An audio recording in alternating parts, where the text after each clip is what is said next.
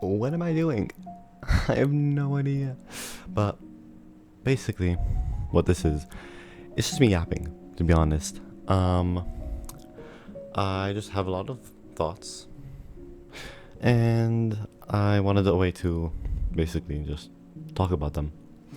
Um, it's just like random shit that I've just been like thinking of lately, and you didn't ask for it, but I guess I'm gonna be giving advice, right? Here's my advice. This is split between 3 chapters. Chapter 1 is called Feelings. Chapter 2 is called Why Care. And Chapter 3 is Le Petit Prince. Chapter 1. It's not wrong to feel. Oftentimes, my friends will come up to me if they wanted for some sort of input, advice, or just like had some sort of question, and they were having a problem with something. It could be someone I just met or my closest friend, but it would usually all follow a similar format. So and so happened, and I feel blank. Is that wrong? Of course, I'll respond with, "Girl, you're fine. It happens, shit happens. It's okay." But also just follow up with, why is it wrong to feel something? Most of the time, unless you're a psychopath, but even then, you have no say in what you feel.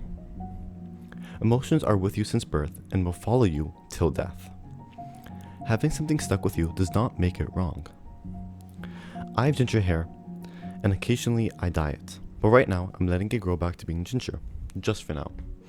Now, is that wrong of me? People like my highlights. People like it when I dye brown, or black, or red. But just because I'm changing my hair does not mean I'm letting those people down, or when I'm actively not changing is bad. It's a weird example, but I hope it gives you some idea of feelings. With feelings come love. People around my age, higher or lower, are typically starting relationships now. Now, I'm no love expert or a counselor and have only so much experience in the field. But you don't really need to be an expert or have a lot of experience in the field to understand it. One thing about love is that it's very, very confusing. At some points, it can make you feel like you're on top of the world, while others, it can have you crying in bed. Love is a feeling made and given to us on a biological level, and depending on the animal, there's different reasons. For example, penguins and swans and other flocks of birds mate for life, meaning once they find their mate, they stick with them until death. Unlike small rodents, such as mice and hamsters and rats, they mate as much as they can.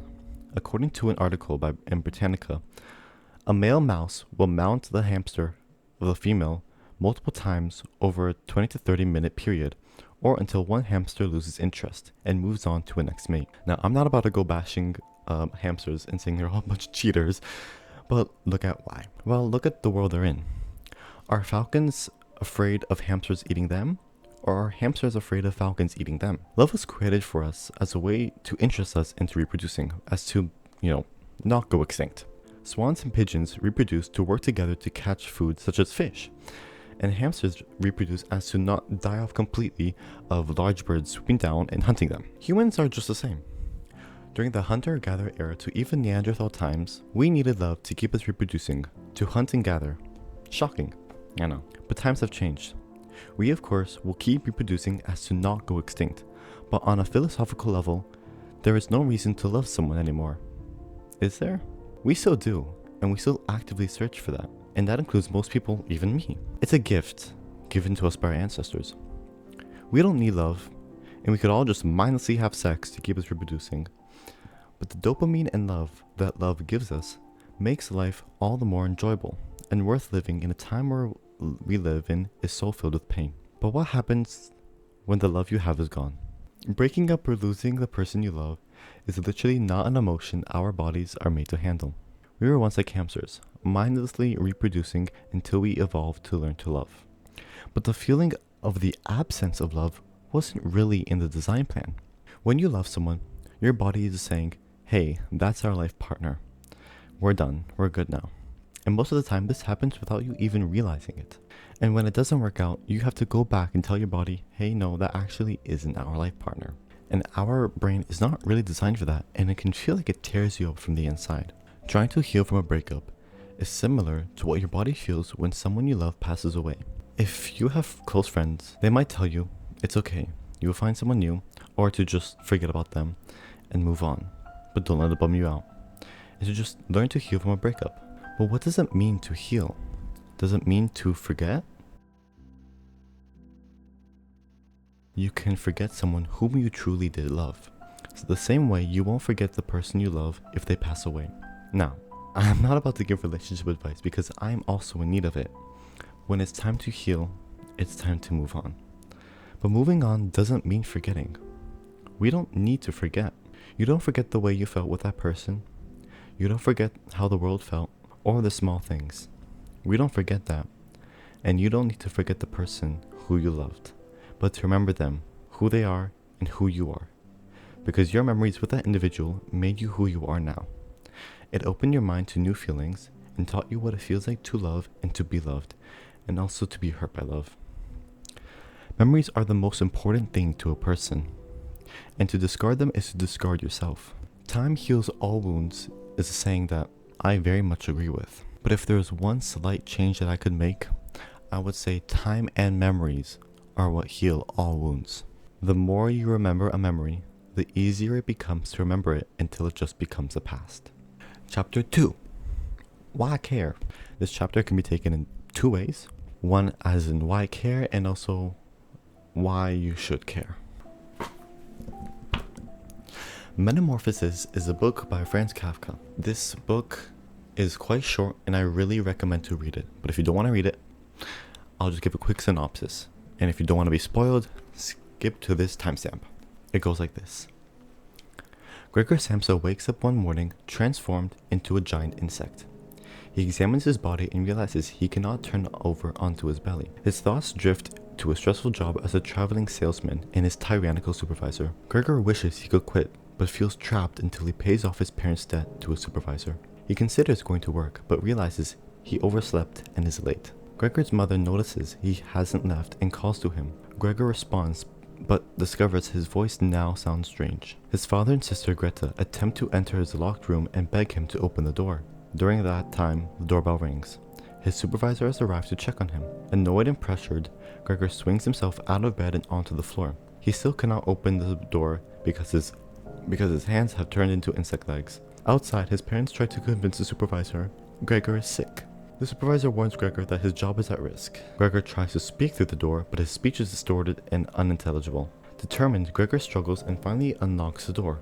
Upon seeing Gregor's insect form, the supervisor flees in terror and Gregor tries to tell him he's still willing to work, but no one understands. Gregor's parents are horrified. His father drives him back into his room using a cane. Gregor wakes up at twilight to the smell of food. Greta has brought him milk and bread. He tries to eat it, but is disgusted by the taste. Later, Greta brings rotten food scraps, which Gregor then is able to eat. To spare her from seeing himself, Gregor hides under the couch whenever Greta brings food. Unable to communicate, Gregor listens to family conversations through the door. And he feels ashamed learning his family is now worried about their financial situation since he can no longer work. He discovers that his father and Greta will not allow his mother to visit him.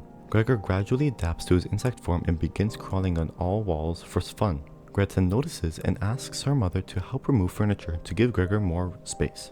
Gregor then feels uneased at the changing in his room and emerges to protect the picture on the wall hung prior to his transformation. His mother sees him and faints. Greta runs for medicine but is startled when Gregor follows her and traps him outside his room.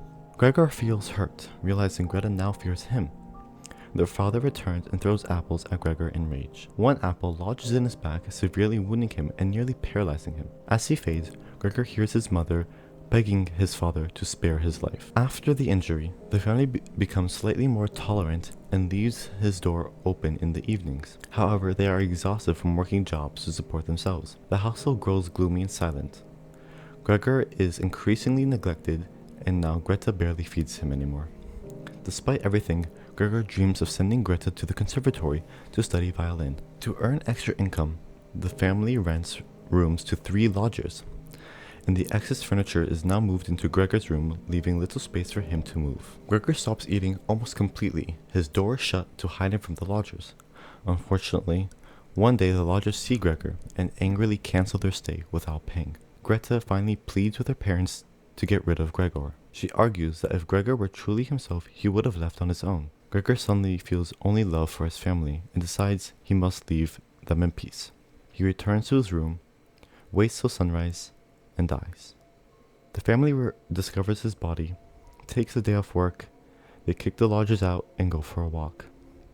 Feeling free of the burden, they discuss Greta's future and potential marriage. So, when I first read this, I low-key cried. I really like this book. But this story is a story of philosophy. Depending on the reader, you will have your own ideas. In the way I read it, the story is a brutal example of mental health. Gregor is the sole breadwinner for his family and was a slave to his own work. He wasn't in a happy household, and the only dream he had wasn't his own. He was tired and exhausted, and with no soul behind his body, he was metaphorically reduced to being a bug, taken literally. And the only person that really cared for him when he transformed was his sister, until she begged her father to rid of him. This is a story of individuality and a warning of losing your individuality. Since the only thing about him was his work, once he could no longer work, he simply became a burden. There's only one you. Most recently, there has been a recorded 8.1 billion people on Earth from all around the world. However, there's only one you. You are the only one who lives your world and sees it the way you do. That's what makes you an individual. The things you say and do are just as incredible, but it's the fact you are here in this very moment is what makes this moment so special. There's only one me, and there's only one you. And you don't have to prove yourself to anyone. You are enough for yourself, and that's all that matters. Who cares what you wear in the morning to school or what you ate for lunch? Because trust me, no one is thinking more about that than you. And being you doesn't have to mean being loud and not caring what other people say. Being you just means to be you. For the longest time, being me meant to be quiet and reserved. For the first couple of years of high school, I virtually talked to no one. Not because I was scared, none other than because I simply just didn't want to. As my friends can vouch, I am very much a homebody. I love to stay home and sleep in my own bed. But on days, I also love to go out. I love to go to dinner, the movies, walk around downtown, and go to concerts. Because that is who I am as a person, and that person is always changing. Very hypocritically to myself. Let yourself care. What do I mean by that? Of course, being carefree is wonderful and can be fulfilling for so many people, but that doesn't have to be you. You're allowed to care. If something bad happens to you and you just want to ignore it because it's not that big a deal, you don't need to. Because it might not be a big deal in the grand scheme of things, but you don't need to see the world in the grand scheme of things. Early this week, I had a math test. It was 1 out of 8 tests, and it was worth 70. Oh, it was not worth 70% of my grade. It was 1 out of 8 tests worth 70% of my grade. And this math test, I felt like I did not do too good on. I'm just really not good with numbers. Math is not my strong suit. But I was talking to my friends, and they were reassuring me that it's fine, and it's just one test out of multiple, and I can always just make up for it. I went home, and I was still kind of bummed out about it. I agreed with my friends. It is relatively small. And I thought to myself, why am I so focused on this one test? And as I thought that, I had a kind of like light bulb moment. Why am I trying to stop myself from caring about it? I feel sad and hurt from the bad test, and that's okay. It's how I feel, and I'm allowed to care. Same thing with bullies, for example. Let's say someone says, ew, I don't like your ginger hair. Going back to me being ginger. I will be hurt by that. Because, I'm a very emotional person. But I'm not going to change anything about it because I like my ginger hair. But I'm still going to be hurt by it. I will still care about what they said, but it doesn't mean I will change anything. Chapter 3. Le Petit Prince. Hero no. Little Prince is my all-time favorite book. I could talk about it forever and ever and ever and ever and ever, and I could make a whole video about it, and I probably will, because there's so many underlying topics and themes that I could go on about, which I love, but I will just be focusing on one for now, that being growing up. Despite the fact that it's shown as a children's book, Le Petit Prince is mainly for adults, said by none other than the author himself, and I quote, "I ask children to forgive me for dedicating this book to a grown-up," that being his friend Leon. Well, why is it dedicated to grown-ups? Well, to put it simply, a main premise of the book is about growing up and the fear we have for it, for what the future holds, and the changes that will come with it. Right now, I'm in my last year of high school, and that means applying to universities and basically planning out my entire future at the ripe age of 17. And that is stressful. Trying to do as many extracurriculars as I can, getting jobs, getting good grades, doing night school, and applying to universities. To some, of course, that might not seem a lot, and I understand. But for reference, only just a month ago, my daily routine was waking up, eating, and going to sleep. It's crazy how much of a train wreck everything can hit you all at once, especially not just with my parents, but also my school and friends telling me how important everything I do is now. From early on, I was a relatively mature child. I was quiet, reserved, I had my responsibilities, and I would complete them. I would get praised for it. I would get praised for not acting like a child when I'm a child. I might be 17 and nearing the legal adult age, but that doesn't mean the second I turn 18, I will suddenly get this wave of maturity, which is what a lot of the society now expects of me. But hypocritically enough, they also expect me to be mature enough to, before then, to start planning my whole adult life. So by the videos I post on this channel, and also like every social media I own, I don't have one singular theme, because I like too many things. I like too many themes. I like to sit down and talk about philosophy and like what it means to grow up, but I also like making aesthetic videos about me going to Wonderland, and I also like making funny little vlogs of me going to the mall. Yet I am expected to stick to one pathway and commit to it for the rest of my life. But the problem isn't that. I can commit to a pathway. It's growing up. I grew up too quickly for myself. And that doesn't mean maturity. It means forgetting. I forgot how to be a kid. Growing up is not the problem, forgetting is. One of my all-time favorite quotes from The Little Prince, and maybe one of the most famous quotes from it. To be a kid is not to be immature and reckless. It means to find joy in places where you are happiest and not forcing it, and to think in a non-linear form. A great example of this, and one of the most famous examples, is the drawing of a snake eating an elephant. In The Little Prince, a young kid draws a brown snake eating an elephant. But every time he shows an adult his drawing, they all assume it is a drawing of a hat, until he draws the inside, showing the elephant inside the snake, which then the adults say that the kid should be doing something better like mathematics and linguistics, and not to quote-unquote waste their time on silly drawings. Now, what am I trying to say? I'm trying to say it's okay to be a kid. There's a whole thing right now going around about being nonchalant and the difference between kid stuff and like non-kid stuff. But why? I like watching cartoons and reading comics. I play Roblox. I like to dance to my favorite song, and that doesn't make me any less of an adult. But it sure as hell brings me joy. There's no reason for people to not like a thing that brings you joy. You might not like the music I listen to, but I do. Even in relationships, where people find love is involuntary. If you like someone, you like them. Doesn't matter if someone is quote-unquote unattainable, against something you believe in, or someone from the other side of the world. You didn't choose to love someone. Love chose you, and that's what makes you happy. You are your most important relationship. Well, unlike what some adults say, not everything we can choose. Life finds its way to mess you up, but eventually will heal you. I used to say life is like a roller coaster, but I think it's closer to say life is a river. Water is essential to you, to a human life. But forget how to tread and swim, and you can drown. Or do one thing for too long, like treading, you will exhaust yourself and drown. But remember, a river is a forest with trees, and the river will eventually give you something to grab onto, like a log, to lift you up and give you a break, even just for a short while. But treading doesn't need to be straightforward, and you can always make it enjoyable.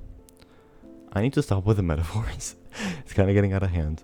But to wrap it up, you didn't ask for it, but here's my advice. It's okay to not be okay. Your life is your own, no one else's. You were once a kid, and you will always be one. So be a kid.